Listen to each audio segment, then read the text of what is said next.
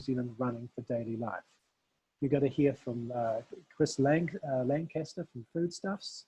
You're going to hear from Dallas Vince, TIL Freight, and Suhail Sekera from the Ports of Auckland.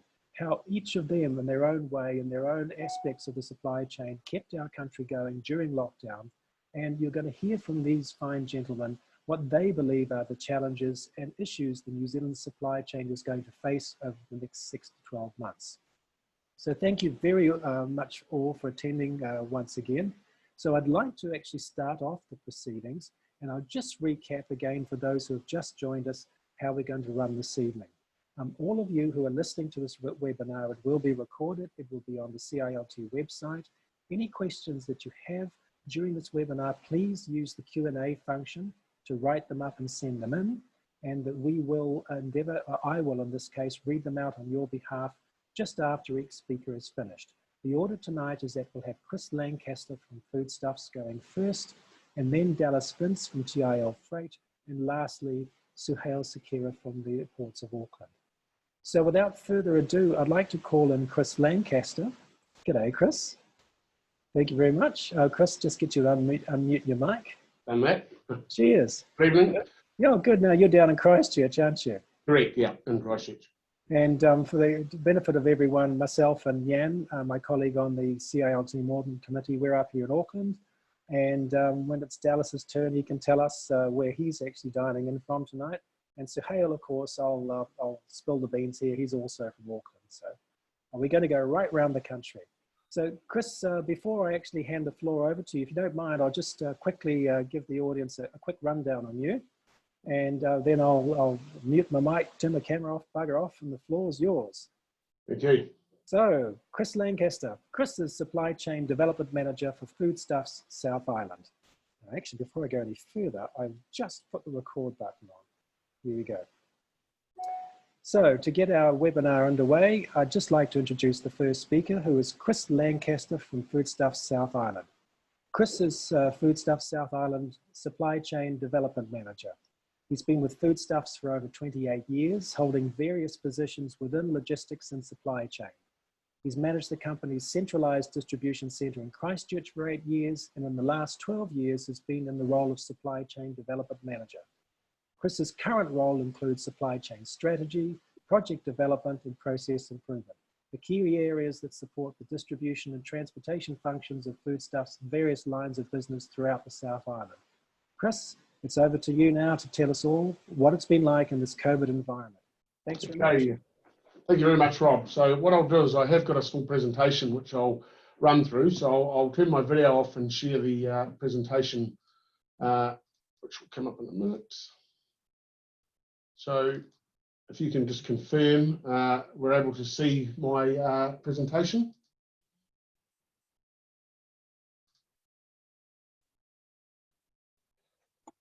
Yep, we can definitely see it, Chris. All good, thank you. Okay, so I'll get underway. So look, thanks for the introduction, Rob, and welcome to the CIO2 members. I see a few Southern section members online, which is good to see as well. So thanks very much for the Northern section for hosting this event. I've just got a few quick slides here just to recap what COVID-19 response was all about for Foodstuffs South Island. And more importantly, I suppose, how we reacted and where we're at moving forward, and a few key lessons and learnings that come out of our response plan. So just as a quick intro, hopefully you all know about Foodstuffs South Island. We are a grocery retailer. Foodstuffs North Island, our sister company, obviously operate up north. We have 226 retail stores over 6 main brand formats. So our distribution network effectively is made up of 3 sites, 2 here in Christchurch, an ambient and a temperature controlled facility, supported by a regional ambient distribution centre in Dunedin. No presentation doesn't go without numbers, so just some fast facts to set the scene here. We talk cartons out the door. We handle about 1.2 million cartons per week delivered to our retail banner group stores. That consists of around 19,000 SKUs or articles, products that we distribute. 1,200 staff handling 21,000 pallets, and also servicing about 2,800 delivery points, right down to food service, hospitality, old folks' homes, dairies, oil channel. So although a majority of our volume is key account supermarket business, we also do support other areas of the industry. We run our own internal transportation fleet. TSI Logistics travels around 85,000 kilometres per week, but also partner with key industry providers, the likes of TIL, Summerlands, doing secondary freight delivering to our stores. So COVID-19 impact. I'll set the scene a bit with retail. Obviously, out there, everyone, I suppose, on this webinar, I assume, experienced some form of retail shopping during the COVID period. So we saw high demand following the alert level announcements. In a lot of cases, that wasn't once the alert levels changed. It was actually prior as the announcements were coming out. So we had to react relatively quickly to a very changing environment. Our trade fluctuated from record highs to record lows. That was within periods of 24, 48 hours. I think it's very similar for a lot of industries. The consumer habits changed overnight. We saw probably less foot traffic through our stores, but bigger basket spend, heavier, more intense demand. Our retail stores obviously operate under very challenging conditions. Our operating model was owner-operator, so each of those stores had support from the foodstuffs business, but importantly, had to just get on and manage trading under unique circumstances. Our key focus was obviously looking after the staff and our customers. And our main priority here, quite simple, was ensuring customers can get what they need, or can we provide a substitute? So quite straightforward. Just on supply chain impact, a picture here, hopefully everyone can see on the screens. Really, we saw significant demand in condensed periods. Quite simply, what you see there is just a depiction of outbound daily case demand. The red line is where we expect us to be on a typical day based on typical trading models, and the blue Manhattan bars was what was actually happening. So that was based on the intense demand from our retail stores, which in turn was being driven by the consumer behaviour 24 hours, 48 hours beforehand. The big peak that you see up, the highest peak was actually, that wasn't in any lockdown period. That was the day that the government announced our borders were closing and we all knew we were going to head into a lockdown. So very, very quickly within the space of 24 hours, the demand just kept climbing and climbing to never seen before volumes. So quite understandable.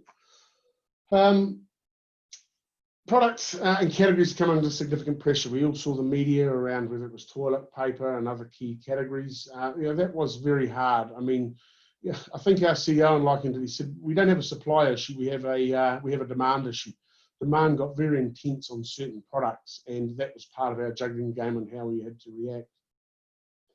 Demand volumes did change too by region, by store, and by banner groups. So we had a lot of rural stores, for example, that had a significant lift in trade because people were shopping locally. So we had to change our distribution model and our supply network to adapt to that, yet again in relatively short timeframes. What you'll see in that graph there is yet again another view of total outbound volume sent out from our distribution centres, from red being last year and the blue line this year. So you can certainly see about the 19th of March is that intense week where we pretty much just about come up with just under 1.8 million cartons out the door. So in summary, all over the place, big demand and intense periods through that time. So what do we do, more importantly? So look, first thing was that we formed a supply chain response team. That was pretty critical. I mean, we have had other challenges within our business over the years, and particularly with the Canterbury earthquakes. So we had a practice run, but some good structure around clear defined roles were established. Key objectives and priorities were identified. There was a lot going on. Felt like you're in a washing machine, but we had to really sort of get a clear head and decide, what's our priority, what's our focus, and who's doing what. We also worked closely with our company response team. Very important, you don't work in silos. We connected very closely with procurement, merchandise, retail, of course, and really continued daily updates and meetings on how our response is tracking and what do we need to do. The response team, I think, determined the strategy, and the operations team executed the plans. important. Got a lot of key people in our operations team do a tremendous job, but can't, I suppose, at this time, had to just get on and run the ship. And in the background, it was really, I suppose, the response team that was setting the plan, the strategy. Just on our staff and supply chain operations, communication to our staff and suppliers was key. I mean, it's the basics, but you just can't underestimate that. Our number one priority was the well-being of our people. We have a big team of people that work in our supply chain. As I said, 1,200 as mentioned earlier. And we need to make sure that we were communicating to them, looking after them in the sense of coming to work, being an essential service and continuing to provide goods to our retail stores. Obviously, we put immediate implementation of hygiene processes, social distancing practices. We also supported staff around additional remuneration, food bag gifts and the likes to continue to, I suppose, recognise the importance of obviously our people during a response of this nature. So then we got into a bit of the detail. First bit, I said this is very high level. We determined our output capability. The demand we were seeing was beyond our standard daily output. So we identified resource and available capacity by operational area, and then we redeployed some non-critical roles or tasks. We then put a lot of energy into forecasting. It wasn't about what we did yesterday or last week. That was all irrelevant. It was what was coming at us. We have very good visibility in our business around forecasting demand planning. So we put additional resource and focus around this, developed additional reports and adapted reports and visibility that we run today to meet the COVID needs and demands. So we just adapted certain tools that we had. Number one focus was really around what is happening tomorrow and the next week, so we could start our planning and organisation for moving that volume. So what did we do? I mean, in summary, we looked at resource forecasting, a bit of structure around it. So into a wee bit of detail here, effectively we enhanced our retail order settings to improve efficiencies with rounding profiles, frequency of orders, minimum order quantities. So we enacted what we see as probably some smart efficiencies today, but with the COVID pressure, we would fast track some of that activity. And it was all about, in our view, how do we move more volume or this high volume with less touches? And that's what it all come down to. So we then shifted some supply from XDC to a direct-to-store model. It wasn't as easy as just flicking the switch. We had to look at the quick opportunities to move some high volume product. How can we fast track the supply of goods to our stores? And also consider the capability within the network to manage direct deliveries. We need to make sure we didn't throw a particular supplier a hospital pass and say you need to move 1,000 pallets to our retail stores, and they were not able to be geared up for that. So there was a lot of background work trying to decipher where we could react on that and where we couldn't. So, and then we implemented a reduction of range of product available. 19,000 SKUs in our supply chain. We prioritised key articles. We refreshed it daily based on stock availability, and we ensured the supply of priority articles, and that was key. That was an ever moving target. Hourly, we were running reports about what do our stores need, what do we prioritise. We didn't want to be all things to all people, and it was about prioritisation. And lastly, we reduced some DC activities to core and critical tasks. I mean, this is a bit of the basics, but we looked at support and strategic tasks went on hold. Naturally, a redeployment of some non-critical projects were parked, and the resource was focused into giving focus and support to our DC and transport operations. And that was more around, as I said, the back end planning, working on visibility and providing them with the forecasting and what's happening in the next 48, 72 plus hours.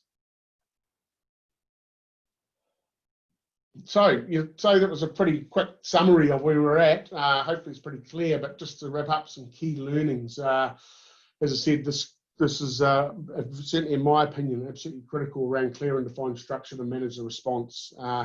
You've got to get people, aligned, focused, and say, right, it's not normal. People react differently, and it's just important you have that clear and defined structure. Prioritise those activities to look for the quick wins. we identified on a whiteboard 100 things we could do. Some of them were a lot of pain for little gain. So we really had to sort of put a lot of energy into that strategic, right, what's the quick wins? And let's focus on that to, and don't lose sight of your end goal. For us, it was about getting boxes to our stores, getting product from our supply chain through our distribution centres, on our transport network, and to the retailer. I must stress accurate data visibility is critical. If without that, you struggle. So, you know, I certainly strongly believe the more confidence you have in your data, the more energy you put into that now, it enables you to react certainly a lot more quicker and agile around any of this response. Couple of things, COVID-19 did fast track some efficiency improvements that were already work in progress. There is a numbers, a lot of detail there. I could probably talk for an hour, but there are some operational efficiencies, how we work with our retailers, the use of SAP as a procurement tool that we've now continued to tweak the dial and said, well, it worked under COVID, why stop doing it? Increased awareness has challenged some existing process, and that's still work in progress. So you focus on certain things and say, why have we been doing this? We've been doing it for 10 years, is that right? So we've got some good learnings out of that. Online meetings, webinars can be very effective. We've got to be careful they're not the ultimate for everything, and particularly face-to-face meetings have their place, but some positive advantages have come out of that over the last few months around the whole engagement with our suppliers and other people in the industry and network. And really lastly, a couple of sort of sayings here that I tend to do was, you know, I think ensure that your key people can get on the balcony and look down to assess the situation.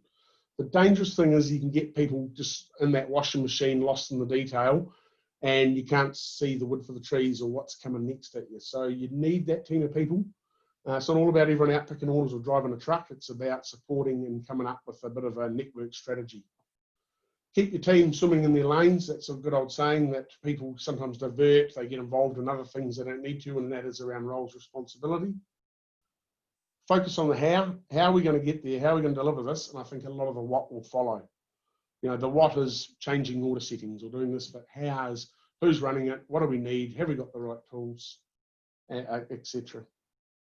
And lastly, you need the right people, good structure and clear processes.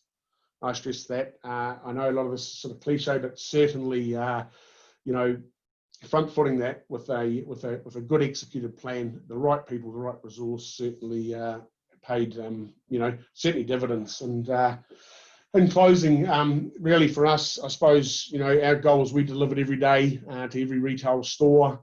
Got product moving through on shelf. It wasn't always the exact amount of product they wanted, but it was a key critical product, and we slowly keep tweaking the dial to get back to a pretty normal state relatively quickly. So yeah, that's sort of the foodstuff snapshot of what happened with our business and our supply chain. Cheers, Chris. Thank you very much. For those of you who've just dialed in, or just connected in, you've just heard from Chris Lancaster, Supply Chain Development Manager for Foodstuffs South Island, on how he and his team coped with the COVID experience, for want of a better phrase. Chris, while you've been talking, we've had quite a few questions come through. I'll start off with actually work backwards. Keith Newton, who's actually connected in from Australia, from CILT Australia, has got a question. Keith wants to know, did you and do you have any limitations on productivity as a result of steps you have to take on reducing risk of COVID infection, such as social distancing in the workplace, PPE, etc.?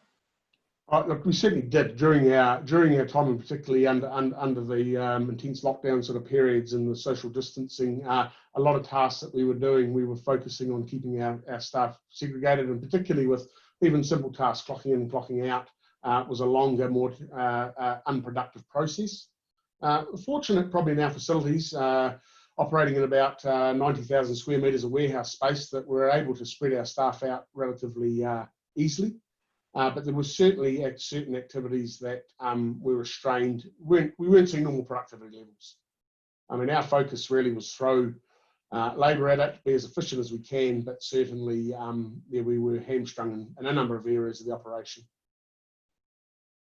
Got another question here from Quentin Randall. Quentin wants to know, How well were you supported by central government agencies?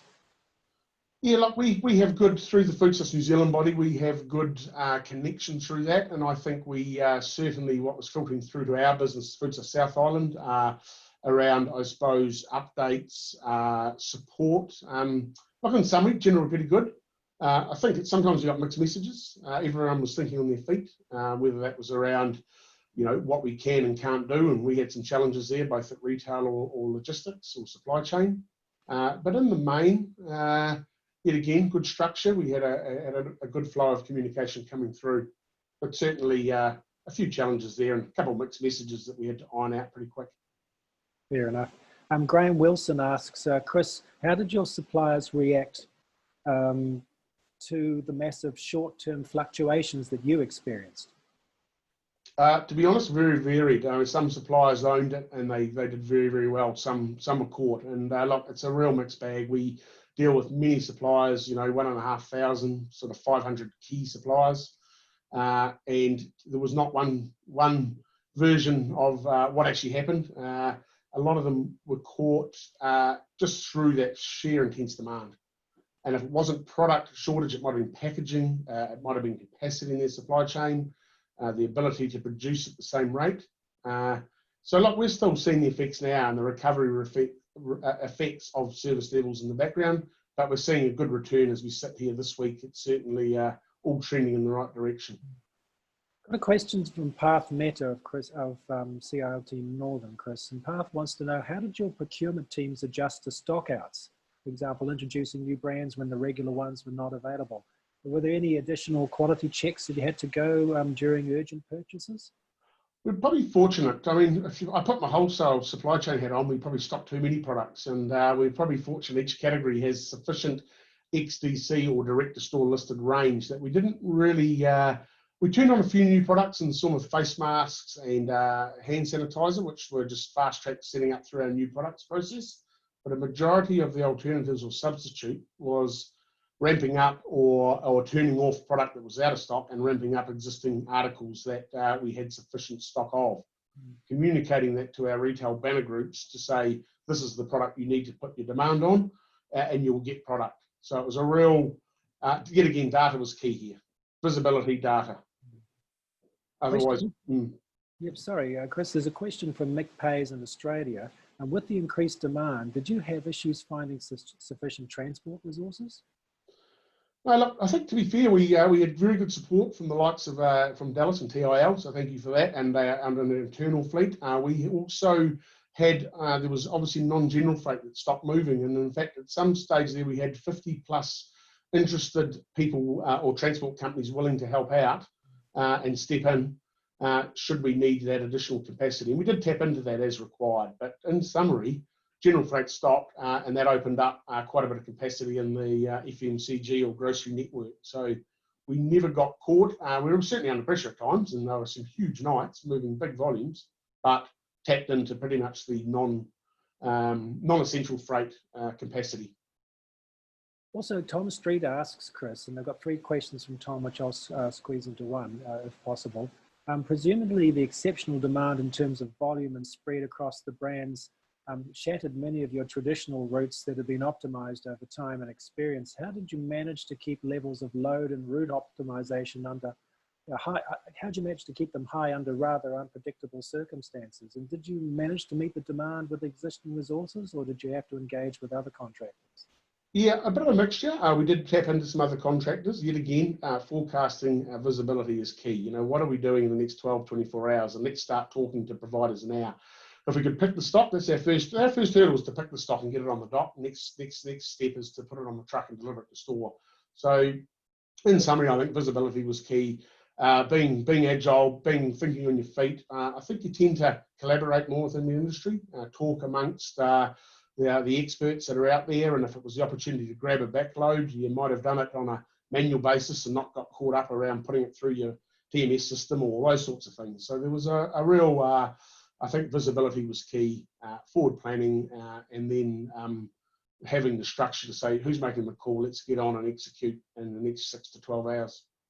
So in totality, Chris, and this is Tom asking again, this is something I'm interested in personally, if you look back at your whole response during the COVID outbreak from level 4 right through to level 1 now, did you manage, do you feel, to meet the demand with all of your existing resources and all of your existing partnerships, or did you end up having to expand that, engage with other contractors because of this? Yeah, I just did. We reached out, we tapped into some additional resource that was available out there in the industry and formed those relationships today, whether that's transport or a bit of warehousing assistance or access to labour. In the main, we probably nailed 95% of it within our own existing capacity and resources and facilities and transport network, but certainly have tapped into some sort of third party and external help where needed at the time. Some of those might have only been for 48 hours because of the intense periods we were just getting slammed with. Got one question from Richard here, and Louise, thank you very much for your question. It's actually a really good one, Louise, and I'd like to keep this one till the end to ask the same question of all three speakers tonight. So I'll just go on to Richard's one as the last question before we move to Dallas. So Chris, Richard asks, are the changes in your supply chain with suppliers delivering direct to the stores likely to remain, or will you switch back to your earlier, more centralized pattern? No, we did actually. Even post coming out of the lockdown periods, we turned back the direct to store supply model back to XDC where it did make sense. Just to be clear, we do have a mixture today that there is some permanent range direct to store, but pre-COVID, what was existing XDC now has transitioned back, because that is obviously a long-term and a normal trading environment is the best distribution model to service our retail members. Cheers, Chris. Thanks. Thank you very much. And Dallas, I'll call you in now to follow on from Chris. Bit of a hard act to follow, but I'm sure you'll do well. Meantime, Dallas, if you'd like to unmute your mic, we'll just double check if you're there. Evening, guys. G'day, Dallas. Well, I'll introduce you and then I'll disappear and leave the floor to you, good sir. So everyone, this is Dallas Vince, as you can probably see right in front of you. And Dallas is the executive manager for TIL Freight. Now, Dallas started at TIL earlier this year. Is that right, Dallas? Yeah, that's right. Actually, a week into lockdown. Oh, is that right? Bloody hell. And you spent a bit of time overseas, I hear, heading up supply chains for a multinational food company where you're responsible for delivering market-leading brands to a population of over 10 million. Sounds damn impressive. Yeah, I've been in Papua New Guinea for the last 2.5 years working for the Walmart group. Goodman Fielder, as we know it, in New Zealand and Australia. So it's been an interesting time and a challenging environment. So yeah, it was good to come home. Yeah, absolutely. I can understand that. Well, Dallas, like Chris, you're an experienced supply chain professional, and certainly you're adept at working very closely with new and existing customers to develop networks for warehousing and multimodal transport services. So with that, I'll hand over the floor to you so you can tell us what had happened with you and also with TIL Freight and how you responded during COVID. Dallas, thanks. Yours. Thanks, Rob. I'll just share this screen.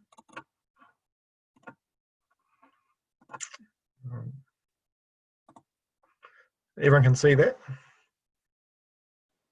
Yes, we can.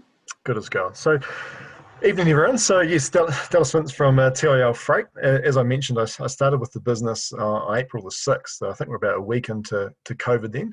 So just on that was an interesting time to start because my first 90 days was pretty well planned coming home to New Zealand. I had a fairly extensive travel plan, get to every site in the first 14 days across 26 business units that we had, and then found myself for the next 8 weeks, or at least 6 weeks, talking to everyone by Teams meetings. So it was an interesting way to start the role, but it also gave me great insight to be able to sit back and see how our teams operated. So we'll go through a bit of a few slides as Chris has done, and like you say, Rob, it's a bit of a hard act to follow, but we'll do our best. Just for those of you that I suppose don't know the width and the breadth of our business. So TIL Logistics Group comprises of a few business units. We have our transport division as our core, and that's what everyone sort of knows us as. The Hookers, the T&L brands, recently acquired 100% ownership of the ATL business unit in Cromwell.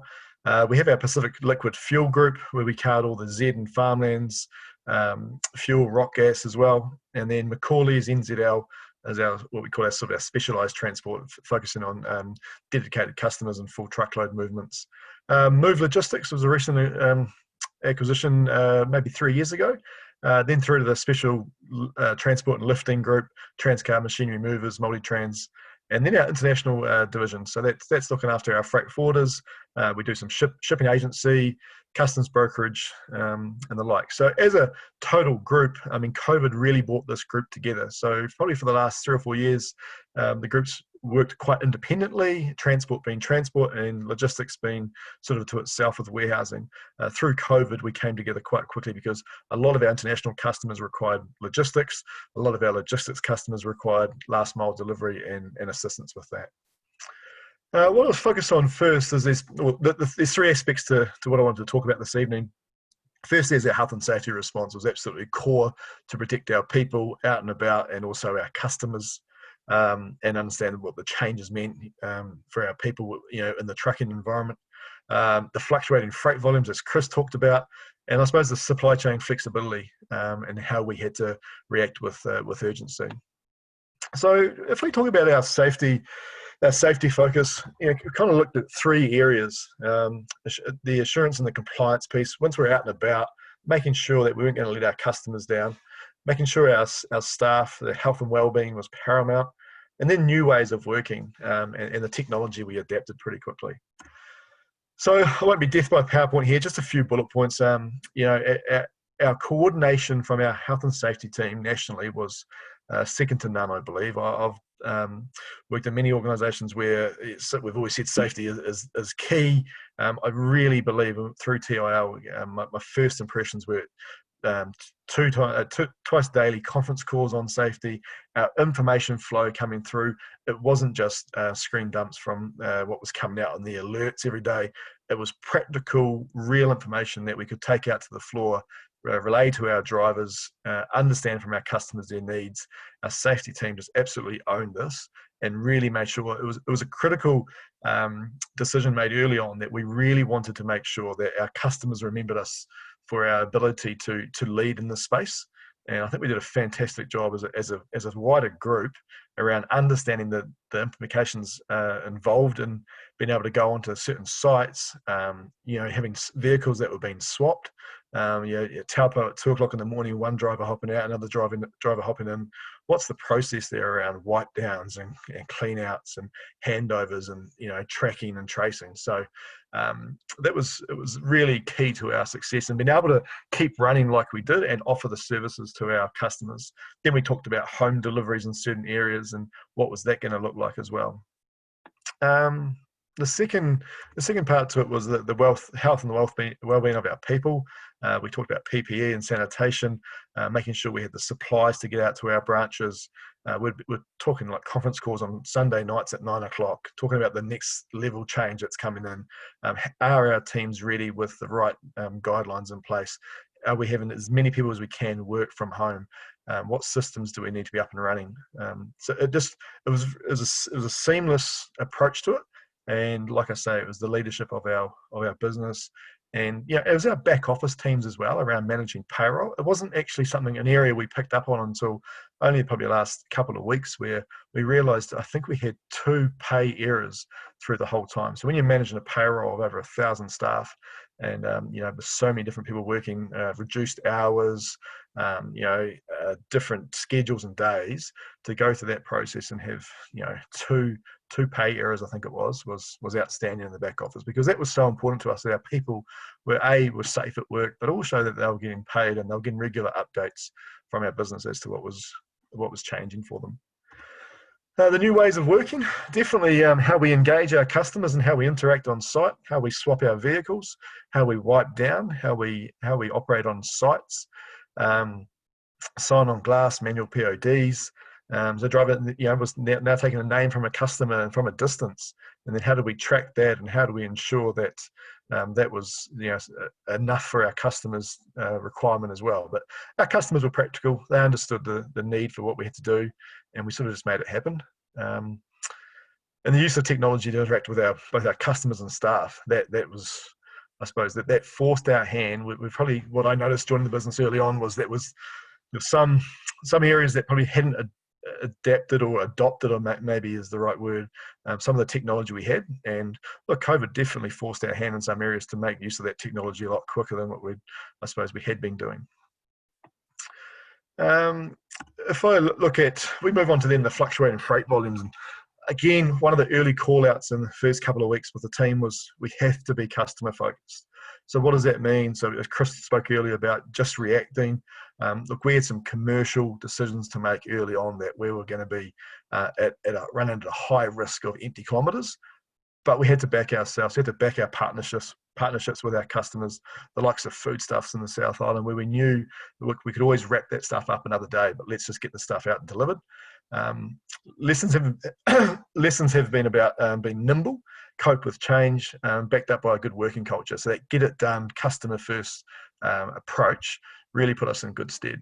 I suppose the bit that really came to light was around the freight flows and the ability to source complementing freight. So if you look at certain parts of the country, there's a lot heading north out of a certain area. Was there much coming back in? There probably wasn't. What the natural flow coming back down the island just wasn't there because those customers were in lockdown. So it resulted in a high amount of empty case for us in April that we couldn't recover from because we normally have a balance of freight. The balance wasn't there anymore.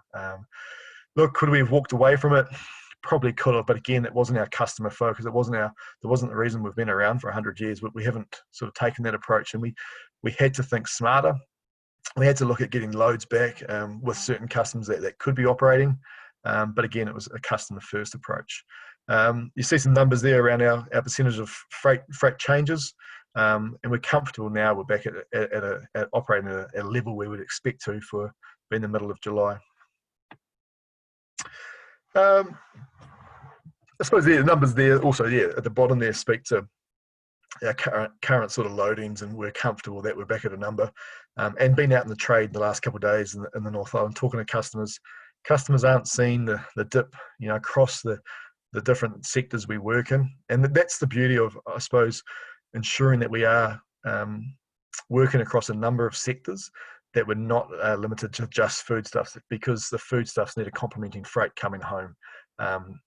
In areas where we are light traditionally, we're always working with our customers to highlight to them the benefits of working with one carrier. And sometimes it's not ourselves. Sometimes we'll turn around to customers and say, look, we don't have a natural backload from that area. You're better off to get a better commercial arrangement. You should perhaps look at balancing your freight elsewhere. But definitely, expanding our services and return options to give customers the flexibility in the supply chain. So again, just being aware of the freight volumes and talking to customers about that and being able to flex that. The tech response, again, the team was critical, especially in the South Island. We had to move really quickly with Foodstuffs being a major customer for ours, how to react, manning levels of freight units available, contractors and subbies. One key learning for the business was looking internal before we look external for a subby. And I suppose as our business has grown, we've acquired new businesses. The integration of those business units over the years probably hasn't really been forced on us. It's been, we've taken this business unit off, but they've just carried on operating in their way. Through COVID, we immediately turned off all our subcontractors and had a strong view that would use internal trucks first. So it forced us to look internally at what other business units we had, what other trucks were running past. So that was a win for our business. New ways of interacting with our staff and our clients, managing fatigue from our drivers, our driving staff, and the video calls and online interaction, realising how effective that can be. Our IT team picked up the the ball pretty quickly and ran with it around getting us onto some new web-based technology, which was great, and we're still using that today. And I think our travel spend is showing that. So in summary, for us, being across several sectors is absolutely key to the success of us and being able to give our customers good options. Yeah. So, like I say, we've got customers now that are actively seeking us out to understand where there's an imbalance of freight and talking to us now about, look, we may move our manufacturing to this area. Is that the best move for us? And also, again, like I said earlier, it's important that our customers understand the freight flows. And although you may get a cheaper price one way from a certain area, I think COVID showed us if you give that balance of freight to your carrier, the carrier can work with it. If it's packaging coming in and finished goods going out, it's that balance that it's an end-to-end supply chain picture. It's not just that cheap one-way movement as such. And that's the insights for our customers that we're able to provide them, been working across so many sectors. Last mile capability, huge call out for that, obviously through COVID. And interesting to sit back and sort of watch it roll out. Everyone wanted it, but was a success. And we're talking to a lot of customers now that, straight away said we have to have last mile delivery. We need to be able to get to everyone's house. Then I suppose there's a true cost to doing that. There's I think the capability of a lot of our customers to actually being able to manage the freight flows and the volumes going through their warehouses.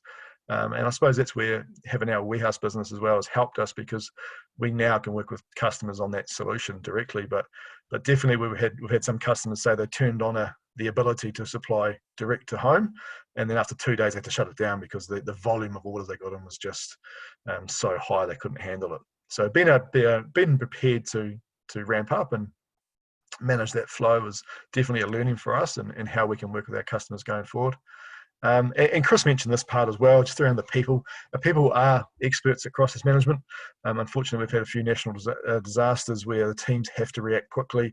And the great thing about our industry is people just get on and get it done. It's remaining calm, level-headed, and putting that customer first. And I think there's true trust there with our customers where we can say, we can mop up the commercials afterwards. Let's just get the freight moving. So yeah, that's in summary from the TIL freight team and the TIL logistics business, how we fared through COVID and what we're seeing now. And I am pleased after spending the last few days in the trade talking to a number of customers across different sectors that people aren't talking themselves into recession, and the volume's still moving out there. And there's some positive signs, especially in the building industry, that we're seeing through moving appliances, or call it pink bats, or piping. The volumes are definitely still there. Thanks very much.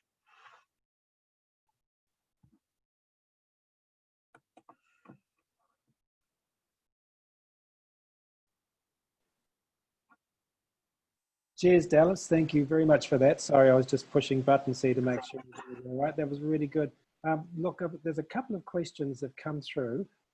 Carl is asking, how much did the lack of general traffic improve your travel times? Phenomenal. Yes. So we were doing trips from Tauranga to Wellington return in a comfortable shift, whereas in the past we weren't able to do it. Our drivers weren't so stressed. Look, we did notice an early spike in speed events, which we obviously monitor through 1,000 vehicles. We're monitoring live every day. So we jumped on that pretty quickly. But again, talked to the drivers. It was around, there's no traffic. It just, things crept up, yeah. But yeah, there was a different change in the journey times. So another question's come through. In general, your company and others in the sector, do you feel there's been any significant impact, positive or negative, by the fact that there's no tourists on the road? Look, again, the tourists will always pose an added heightened risk to our drivers, and we are conscious of that. We talk to our drivers about it. We train on that. And look, it's the camper vans, right? The camper vans aren't there. People that aren't familiar with our roads that do that, a quick break, a quick turn. So we're conscious of that. And look, the drivers are saying that they're a lot more comfortable at the moment on the road. There's just not that added risk that normally would be there. And Andrew Denny asks, what impact did the reduced sailings across Cook Strait have on your fleet utilisation? In other words, did you find that you had units stuck sitting in Wellington or Picton going nowhere? Yeah, it was significant. Yeah, it was really painful actually. So, but excuse the pun, but we're all in the same boat there. So if we weren't moving, the other guys weren't moving. and the only other option is coastal, and those are very limited options as well. So, look, it is an impact, but it's nothing that the team doesn't handle through a heavy snow period through the winter, and we have contingencies in place for that as well. Now, I've got a question for you just to finish off, Dallas. You mentioned that during your COVID lockdown, you looked internally instead of externally for your subcontracting. Has that changed the way that you will now look at the rapid deployment of solutions for your customers going forward? Yeah, absolutely. Yeah, absolutely. It's forced our hands. It's actually one thing I didn't touch on, but we were in the middle of rolling out a new TMS solution for our business, and look, it was an off-the-shelf solution, but it also, during the COVID, we had to limit the rollout because we couldn't get the engineers in from overseas to help us develop the tool. But secondly, we realised that it didn't give us the capability that we needed and that we learnt that we needed through COVID. So last mile capability, and being able to engage our own network across different business units and subcontractors and give us that visibility that we needed. So it's definitely changed our approach. So very last question coming from Graham Wilson before we move on to Suhail. And Graham asks, Dallas, to what extent do you think the current demand that you're experiencing is pent-up demand? Yeah, it's a question I ask every day when I talk to these customers that are saying they're not seeing a downturn. And I'm wary of it. I'm wary that it's going to drop off for the next 2 months. All the insights, all the data we're getting from our customers around S&OP processes, around the forecasting, there is no significant tail. There's a fair bit of infrastructure being planned to go in so that the heavy industrial sector will stay strong, and the small building sector as well. We're still seeing, I was talking to a key customer this morning in the building industry, and they're saying they've had their best month in the last 18. So we'll have to wait and see. Also, too, just as another quick question's popped in, and it's related directly to your Move Logistics subsidiary. Was Move involved in the direct-to-store deliveries that Chris Lancaster mentioned earlier? No, not directly. We don't. I'd love to store some of Chris's products if we wanted to, but we don't. Not on a large scale. So the Move business has different customers that needed home deliveries that we worked on. Cheers, Dallas. Thank you very much. Suhail, I'll call you up to the stage and stick around, Dallas, because we've got more questions for you later on. Right. So Suhail, the floor is yours, but before I introduce your pretty face and your amazing background there, I'll just give the audience a bit of a background on you, good sir. Now, who we have in front of us now is Suhail Sakera, who's the supply chain solution architect for the Ports of Auckland. Suhail joined Ports of Auckland in 2018. His role encompasses new business development, supply chain digitization, and optimization, along with project management. Before joining Ports of Auckland, Suhail worked at managerial level for Kuehne + Nagel and for DHL Global Forwarding. So Suhail, like Chris and Dallas, is an experienced logistics and supply chain professional. He's provided supply chain solutions for FMCG and retail, fresh change produce, automotive, pharmaceuticals, oil and gas, and even military defense. So without further ado, Suhail, the floor is yours. Thank you. Right, thank you, Rob. Good evening, everyone. So as you've heard from Chris and Dallas, a lot has happened over the last few months, and no doubt a lot more to come in terms of how we manage our business moving forward, and I guess yours as well. So throughout the lockdown and various levels, including now, our primary focus has been and continues to be the health and well-being of our people, and protecting our capacity and capability so that we can continue to operate and ensure that all goods can flow through the port. As some of you will know, we have several operating environments to manage at the port. This is the marine team, which includes pilots and tug operations, the container terminal, which is including the stevedoring workforce and including engineers who keep the terminal operating and the machinery going, along with a multi-cargo team who deal with some unique things with contractors and different types of cargo requiring different handling requirements, such as cars, which we load on and off the ships and onto trucks as well. So to manage each of these environments, these team bubbles, all kind of non-essential staff, such as myself, as well as most of the corporate office support functions, were set up to work remotely. We continue to operate today with some of our support functions working remotely as well. as we believe it's critical to ensure that we minimize any risk to our frontline staff and keep the port operating, which then keeps foodstuffs going, keeps the TIL group going as well, and providing all those goods and services to the end consumer, to us in return as consumers. So from the onset, we have had to take very firm stances on access into the port, not only to protect our employees and our contractors, but also in managing our capacity. We took steps early in the lockdown process to reaffirm business rules in the terminal related to container storage free time and how the trucking community interacts with the 1,000+ daily visits to the port to either deliver or pick up cargo as well, or containers. Encouragingly, and not without a lot of hard work by everyone involved, we've been very successful in ensuring that freight flows through the port, and we've been able to manage our capacity effectively. So that's both the ship side and the land side. Productivity has remained high. We did not, put it this way, if we did not manage these capacities and have this sort of reaffirmation of business rules, then approximately about 3,000 odd containers, import containers, that discharge over the terminal over most weekends, we will quickly see the terminal becoming congested and not being able to effectively deliver the essential goods that were demanded during the lockdown period, as it would have been blocked by non-essential goods coming in containers. Over the last few months, volumes through the terminal have tracked at about 18% below the same period last year. Also, cars were down about 28% and expected to be down in the months ahead as well. In addition, as you've probably heard as well, ban on cruise ships is still in place, and we expect that ban to continue until the end of the year. So whilst we understand that the primary exports have been strong across other New Zealand ports, particularly on the refrigerated cargo such as apples, kiwi fruit, mate, the dry cargo volumes have not lifted as quickly as expected after the lockdown. And this is due to a combination of reasons for exporters. For instance, the state of overseas markets that are still in lockdown, sudden increases to trade barriers as well, and similar sort of challenges that other economies are facing that we are seeing here in New Zealand as well.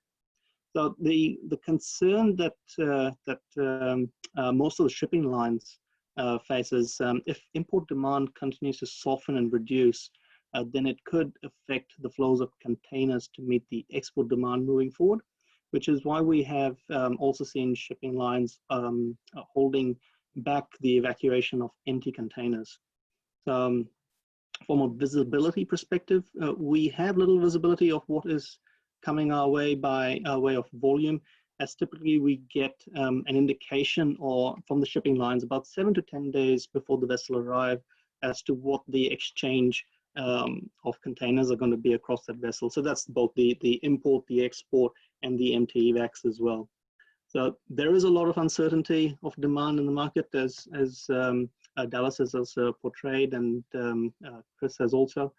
And since the time of lockdown commenced, these uncertainties have been there. And now the impacts of the import volume due to consumer spending in New Zealand is also sort of becoming a bit clearer, but we don't know. It is still very kind of unclear what the medium to long-term market dynamics may be for both the importer and the exporter due to the economic drivers and kind of operational capabilities from overseas ports, for instance, or even the shipping lines network. And now also talks of second waves, as you know, in Australia, heading not only Australia, but a few other countries, but also there are some countries that haven't finished with the first wave. So being the US in particular. Here in New Zealand, we need the reliability of the shipping services. And whilst importers and exporters will have place their own importance on respective legs of service, for the shipping lines, it's about the round trip. Much like Dallas explained as well, it's a two-way flow. You want vessels, you want your trains, you want your trucks to be full both ways, and that's where the utilization comes up. So if one leg is underutilized, then this does expose us to blank sailings from a vessel perspective. So the shipping, what they do is they hold that volume, they build up that volume for the next week's vessel, thereby lifting their utilization again on that vessel. So it is actually, believe it or not, these days for a line to it's cheaper for a line to lay up a vessel as opposed to operating it underutilized. This has a flow-on effect to outbound voyages, especially during peak export periods, as well as an impact to coastal flows, as many New Zealand services carry cargo, New Zealand cargo around the coast and to other ports, but also the movement of empty containers, mainly from Auckland into the other regions as well. Some of the volatility that we have seen over the last few months is due to the blank sailings and delays to schedules. And the delays to schedules can arise from just Mother Nature being Mother Nature.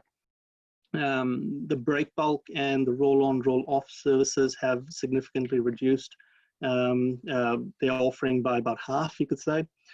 Lines have also had to cope with border requirements, such as vessels had to be at a minimum at sea at a minimum for about 14 days from the last overseas port. For example, Brisbane, most shipping lines come into Brisbane first, but that's usually kind of within 12 or maybe 10 days in some cases. So they've had to stay at sea for at least 14 days before they come into Brisbane. And that has a knock-on effect to the other ports that that vessel will call, and then ultimately New Zealand. In addition, from a port perspective, we continue to treat all vessels arriving into Auckland as if they are high risk. And the Ministry of Health has supported us by updating the border notifications and notices so that there's consistency across all New Zealand ports as well. For instance, for giving an example, shore leave restrictions for ship crew has tightened up significantly as well across New Zealand ports. And that's pretty much for the safety of our staff and ship's crew as well. But most importantly, when our staff and ship crew interact, it's a requirement that both parties wear face masks, gloves, and maintain the social distancing of at least 2 meters when interacting. So we still have these procedures even in place now, even after lockdown. Over the last few weeks, the common cold has been on the rise, and it has hit me as well. Those of you who got kids, you send your kids to daycare and you get the cold as an exchange back. But so our message to our staff is don't spread it to your mates. Stay home if you're sick. So basically, break the sickness chain, not the supply chain. And that leads me into the supply chain. So consumers, from a supply chain perspective, consumers are wanting to see how the economy or the economic situation is before they spend a dollar. And on the other hand, the retailers and businesses are wanting to see what the demand is before they place their next order, thus affecting the entire economics of the country and our supply chains as well. We know that the airline capacity has significantly reduced during lockdown, and air freight pricing is beyond 4 times of the pre-COVID conditions. And the impact of blank sailings on the sea freight side also have its role to play and will start to affect pricing as well, possibly into the future. If you speak to freight forwarders like I do, they say volumes are down 20 to 30% compared to last year. Whilst some online businesses, primary sector FMCG businesses, did well over the last few months, many sectors were hard hit as well. And many of us have now come to realize as well how dependent and interlinked our businesses and our supply chains are. What I mean by this is, we'll take the example of the airlines. The reduction of passengers on aircrafts has not only put planes in hibernation in the middle of Australia, but also closed many restaurants, tour operations, and also large volume orders for FMCG businesses, both in New Zealand and overseas, have also dried up to a certain extent. So if you were forecasting kind of pre-lockdown conditions, great. But now the real question is, how do you forecast in this unstable new or pre-new normal that we see ourselves in? And that being said, the unstable pre-new normal, the pundits say, is expected to last for the next 6 to 12 months and then somewhat stabilize. but I'm sure you're kind of eager to know what are some of those upcoming issues during this period of time. And to be honest with you, I think most of you will know what these issues are because it's been sent to our phones, it's on emails, it's through the social media news channel. But what the key really is how well can we adapt to what's on the horizon, and what some things that we can't see or forecast for. So most businesses probably have crisis management plans in place. We at the port have an EMT team, which is an emergency management team, who focuses firstly on keeping our staff safe and ensuring our operations on the port do not stop. At the same time, we have a supply chain team that is developing crisis scenarios that we can simulate in a virtual digital twin type environment and implement these quickly into the real world across both our seaport operation and also our inland freight hubs located in like South Auckland Freight Hub, the Bay of Plenty, Waikato, Palmerston North. And the simulations kind of cover all modes of transport as well. So that's utilizing rail and road options as well, along with supporting kind of critical infrastructure. So say if we had, for instance, an earthquake during the lockdown, how would maybe a port in the North Island gets affected? Ships get diverted, and the likely chances are they're probably diverted to Auckland or to Tauranga. It means increased volume. How do we kind of plan for that, and how do we support New Zealand as well to get what they need at a very crucial time as well? So those are sort of scenarios we were building in the background as well. But we know the New Zealand supply chain at times has not had a lot of resilience built into it. We have experienced that in Auckland in the past. That's when vessels are delayed. The vessels, shipping lines have to cut the number of empty containers they can load on the vessel. And this leads to a flow-on effect. So these external kind of empty container depots become congested, and it has that downward spiral through the supply chain where you're looking to de-hire an import container, you can't because the empty depot is full. So as a business, we are preparing for challenging times ahead. As I'm sure many of you are as well, considering the way forward. We know that a number of our volume streams have been affected, but we believe that we are well placed to cater for the changing times ahead. We have some really kind of exciting and future initiatives already underway, and much of these were already in play before COVID hit. Such as our automation project at the terminal, which trials have recommenced, and we are planning for a full terminal go live in September, as well as kind of by and by on the side, we've got a lot of customer digital initiatives as well in the pipeline as well, and also kind of a supply chain network of inland freight hubs as well, which we've been establishing for several years right now, but that capability and the optimization that it provided for both import and export flows during the lockdown period and post-lockdown period became very evident. And ultimately kind of the idea is looking at this from an NZ Inc. perspective and taking into account our environment and how we can actually reduce our carbon emissions. So it's all kind of concepts and everything that in theory should work. We are in practice actually showing that it does work. So our advice, I guess, as a port is be prepared for ongoing changes. There is a need for more collaboration and transparency across the supply chain so that we can all plan more effectively. Tony Gibbs, our CEO, coined a phrase which has now become kind of our mantra, is how can we come out of COVID-19 better than we went into it? And there are a lot of positive indicators already that we see. But it's a journey we cannot do alone. We need to work with all stakeholders across industry, supply chains to change how we've done things in the past and how do we move forward to operate with a more transparent and progressive and agile way as well. And much of kind of to sum up kind of the themes that Chris and Dallas have brought to light is kind of the well-being of staff, our capabilities, meeting demand, the forecasting, having accurate and visible data is absolutely critical. How do we redeploy our people during a crisis management?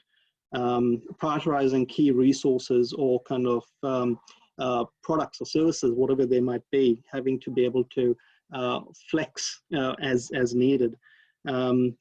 fast tracking, I guess, the way we now work in this world. I mean, before COVID, we would be probably in a room all together and having a chat about this, but now we're doing this online virtually.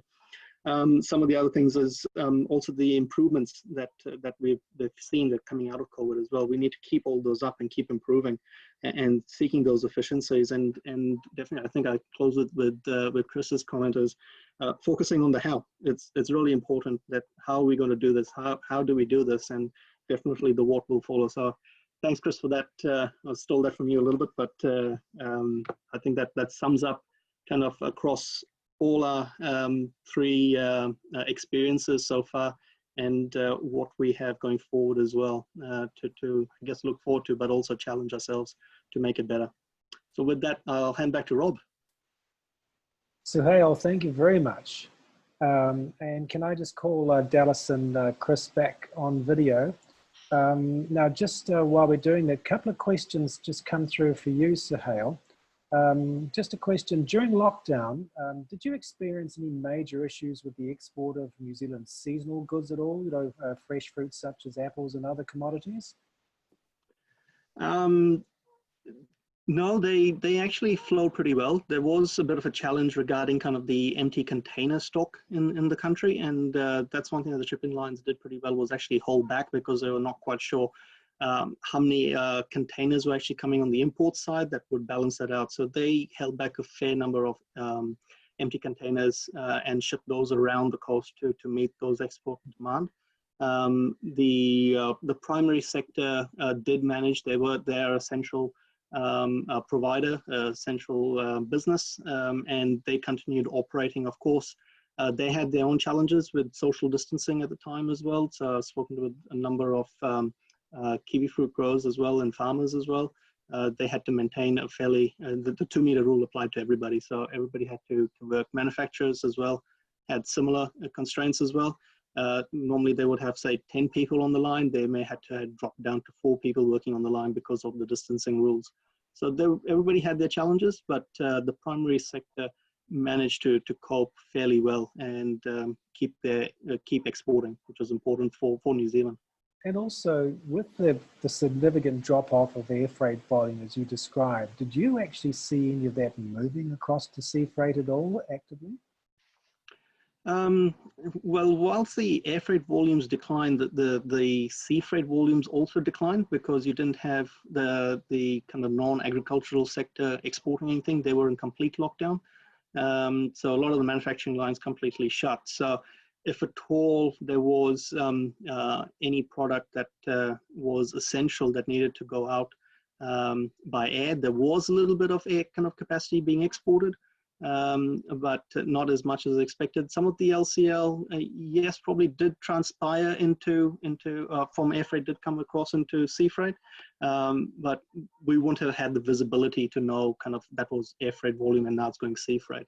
But it came down to freight forwarders, I guess, and a lot of companies working together to give those kind of solutions to the customer at short notice.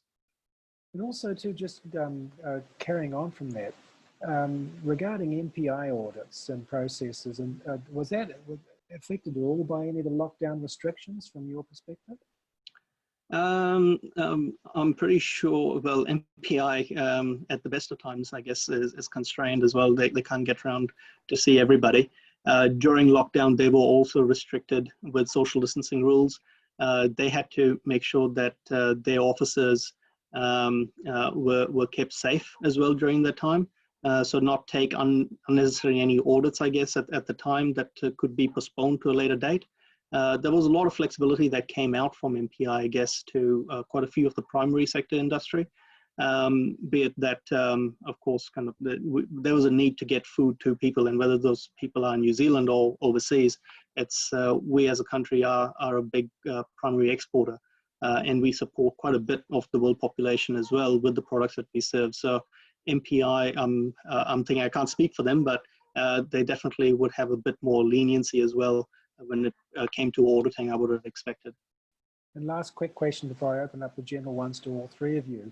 Another question just come in. Did the cooperation between the different ports, and I presume this means obviously nationally as well as internationally, Did that actually improve or stay the same? Was there any significant change in the way that you're communicating with other ports during the lockdown? Yes.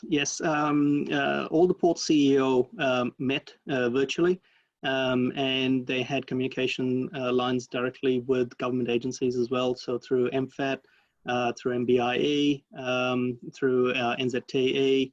So you can name all the M's as we go along. So, but all the port CEOs and everything contributed as to what the status updates were at their ports.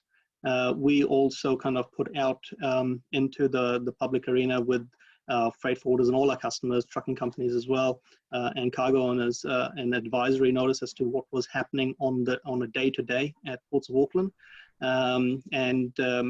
We continue to do that as well. We don't do it as frequently, so it's not daily. It comes out every second day. But as to kind of what is the capacity on the port, what are the ships coming in? Are there any delays? What are the turnaround times for trucks, for instance? So there was a lot of information being fed out, but nationally, all the CEOs met and they contributed the similar sort of information across so that government knew if there were any challenges, what they were earlier on, and then support with possible solutions, whatever they might be, to help things move along. So for instance, there was a big debate about holding non-essential containers on the port, which would have been detrimental to the supply chain because it would actually block essential containers and products leaving the port. So it was given permission by government that all containers could move off the port, but essential containers needed to be prioritized. Non-essential containers that they were blocking needed to be moved as well. And that was given priority to get the essential out. Of course, non-essential containers were not allowed to be unpacked, for instance, unless there were essential goods in that non-essential container in that sense. So there were kind of a lot of flexibility as well and good understanding across all departments and all industries as well to really help us through the crisis. Great. Now I'll move on to the general questions for all three of you. So I'll ask the first one and I'll get Chris to take the first answer, then go Dallas, and then go you, Suhail. So this first question comes from Louise Wood for all of you. How do you think we take the learnings and experiences of managing through COVID into our future, given that the likely challenges we face as New Zealand Inc.? So Chris, would you just like to start with that one? Yeah, thanks, Rob. I think from us, first thing is key learning is being agile, being able to make change at a rapid pace and adapt to rapidly changing market conditions, because that's what we just saw. Probably importantly now moving forward about learnings is keeping focus on what's coming at us. It's all well and good about trading today, but for us, it's about what's changing in the next 6 to 12 to 18 months. And how is that going to impact our reaction in the supply chain, whether that's an increase in private label import volume because consumers are buying lower cost goods and it's more containers coming through. We're talking about probably activity that is probably going to be hitting us in the next 6 to 12 to 18 months, not just about next week or.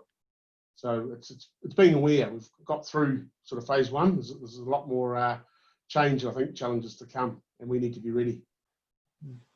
So Chris, just before I move on to Dallas, there's no question in your mind, if I understand you correctly, that reinfection's going to come back in, so there's going to be disruption again. So you're already in the mode of saying, okay, we're going to be prepared for the next iteration of this COVID. Yeah, well, I suppose I hope it doesn't. I mean, personally, I absolutely hope we can keep it under control. I'm probably more referring, Rob, to what's just changing the global market and the ongoing changes of consumer habits and the demand pattern has changed. People's habits have changed. And more importantly, where we see pressure points on either demand or the network in the future, because our market's changing. Hopefully that's not with reinfection. Let's hope it's not. But there are challenges. There's changes still ahead, and so we just need to adapt and be ready. Dallas, what's your take, or what's you think the learnings and experiences of managing through for the general future for you and also for the industry as a whole? Yeah, pretty similar to Chris there. And hi, Louise, thanks for the question. Look, it's a small country we live in, and we operate with a high level of of independent operators, and it's a tough environment to be good in at any time of the year, let alone under a crisis like this. It's being able to work together without the fear of other companies taking over your business. Yeah, so it's having that visibility and that transparency, and there's trust in those relationships where you can actually work with other suppliers on a long-term basis. I think that's where we win. Yeah, if we try and, to Chris's point, if we just try and look after tomorrow or the next week, we're going to be short-sighted every time, and we're not going to find the solution that works for the suppliers, for the customers, and for the industry. So it's just finding ways of, we've all got empty running, we've all got things we want to avoid. How can we be smarter and working collectively in a way where there's not a fear of volume or work being taken off you, and customers having a longer term view, and suppliers having a longer term view on how we can work with our customers and better, I suppose. So Hale, you'd like to comment on this? Yeah, sure. From an NZ Inc. perspective, I think we definitely need data is key. And in order for all of us to bring out all those efficiencies and improvements and reduce kind of what Dallas just pointed out, the NP runnings, is that we need the data, we need the visibility, and we need to collaborate together on a single kind of nationwide, one single view of the truth, and have that visibility all the way kind of from end to end. So like for instance, as soon as Chris gets an order, for instance, Dallas would like to know, okay, where am I picking up that order from, and getting it to as well. If it's coming through, if Chris gets an order from, places an order overseas, we as a port would like to know what are those containers coming through. And then of course that goes on to Dallas as well as, okay, I know I need to pick up a container on this day because the ship's coming in at this time and everything is going to be available. So it's having that full end-to-end visibility on one single platform is kind of where we need to be heading as New Zealand Inc. Those are some of just my thoughts at this stage.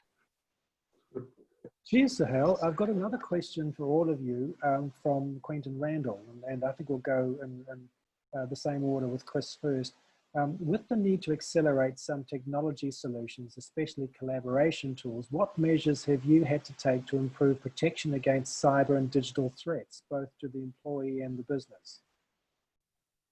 Yeah, look, good point. Certainly, I mean, I'm involved in the moving the boxes, but we're very strongly supported by a strong IT division, and I think a lot of there's been a lot of focus around this. We've had suppliers to us that have had challenges and has caused issues.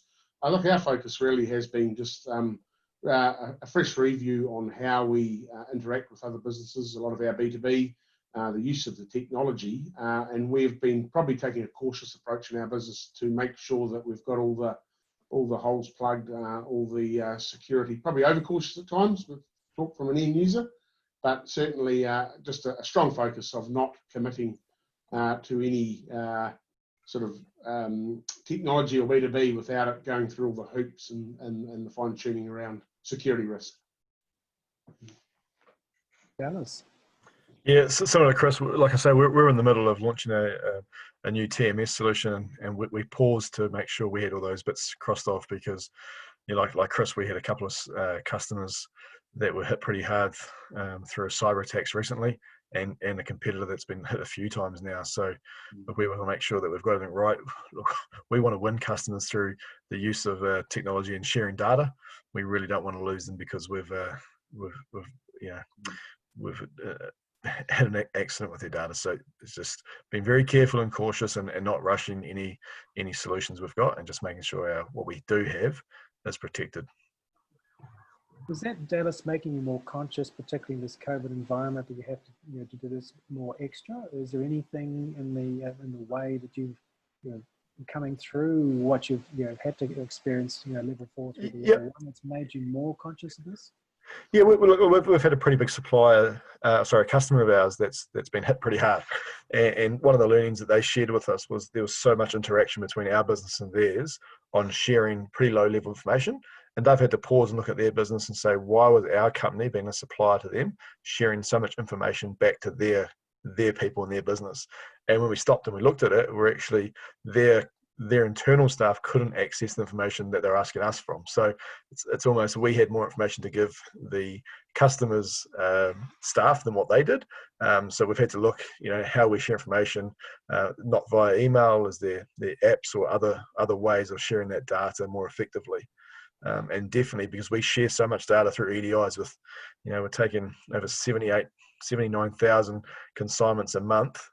Customers will EDI into us and we need to EDI back out to them. So you've got to be pretty careful how we do that.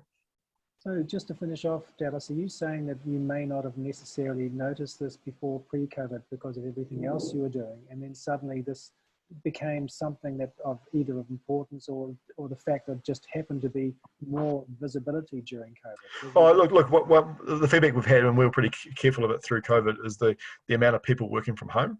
And I'm no IT expert by any stretch, but definitely it posed a risk for our business and our suppliers and customers for working at home and logging in and not having the protection that we may have had in a workplace.